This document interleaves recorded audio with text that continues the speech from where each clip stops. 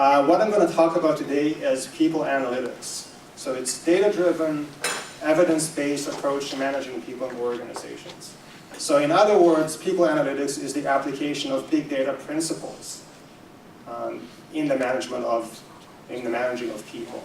What's new about people analytics is that we apply the same principles, right? The systematic, large-scale collection of different types of data that come from different sources about employees, about people and organizations.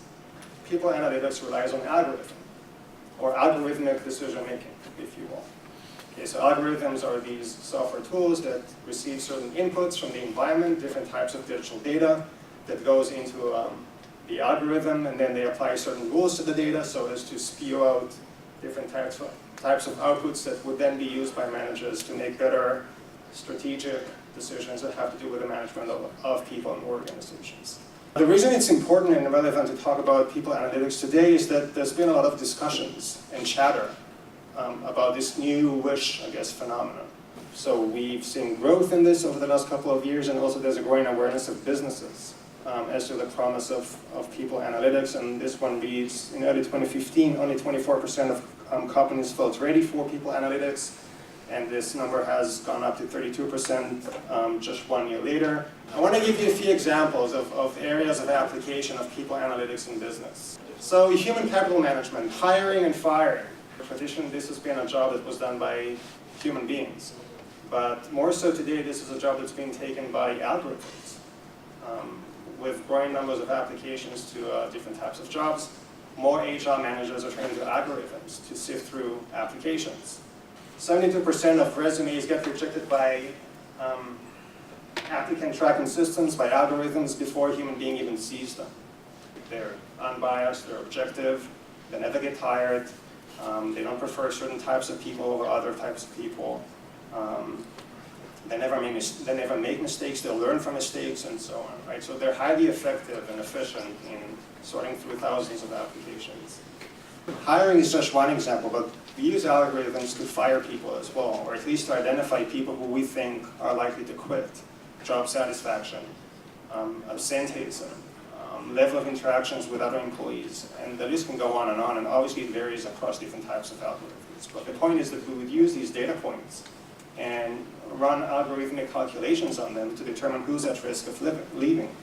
Performance evaluation. So many of us go through what's called the APR, or different versions of an APR, which is the annual progress review or performance review, or whatever the case is. But increasingly so, we get evaluated all the time. And these algorithmic calculations would look at traditional KPIs, things like sales, did we hit our sales targets, feedback from customers, feedback from our colleagues, or whatever the case is. But increasingly so, also new, untraditional KPIs. So there's things here like time with my manager, time with strategic accounts, time in email. So it's basically slicing and dicing my activities as an employee in an extremely detailed manner. Training, it's already changing. And training are going to be specifically tailored to the demands of individual employees based on a much more detailed and again, supposedly accurate evaluation of their performance. The planning of work is going to change. So even a seemingly simple task like shift scheduling is increasingly relying on the use of algorithms. Forecasting is an important one as well in terms of work planning. We have different types of people analytics dashboards or software packages that do forecasting for organizations. And resource optimization, right? That's another area where algorithms are heavily used. Productivity management is another important area where algorithms are used. So digital Taylorism is kind of the name that people use to describe this new phenomenon. Frederick Taylor, who was an engineer, and his ambition in life was to basically make management more scientific. So in terms of productivity management, the scope of productivity management is increasingly broadening. And this is because we have more data at our disposal as managers that we collect ongoingly on our employees. Now, monitoring and surveillance. So we're talking about online and offline surveillance, right? It can be anything from email, so tracking everything that you write in emails to customers, to other people, it doesn't really matter. It can be around the use of different types of badges like we saw, or SNA, which stands for social network analysis. So the promises of people analytics are to promote informed managerial decision-making that are data-based, rational, objective, there's no bias, there's no noise, no subjective impressions kind of dilute or pollute, rather, the process, and it's automatic in the sense that it's algorithmic. I want to talk about some of the issues that are problematic. Inevitably, what we do when we use people analytics is that we try to build models of human behavior. And models inherently, by definition, are a simplified, partial representation of what actually happens in reality. And therefore, always, to some degree, are inaccurate. Another important point is that when we apply algorithms at scale in businesses, managers, to some degree, stop doing their job. They stop making decisions. They delegate their responsibility to making decisions to algorithms. You can't reason with algorithms, right? For the most part, humans are extraneous to the decision-making process, right? If an organization has decided to not hire you, you have no say in this.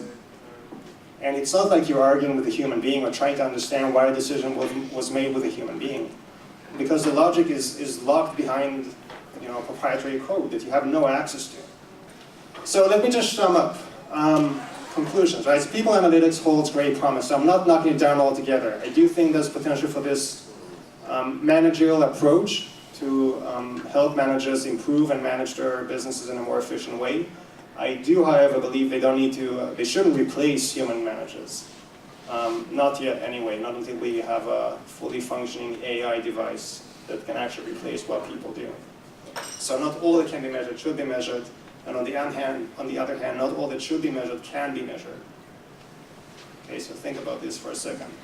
I think it's a pretty important point to keep in mind.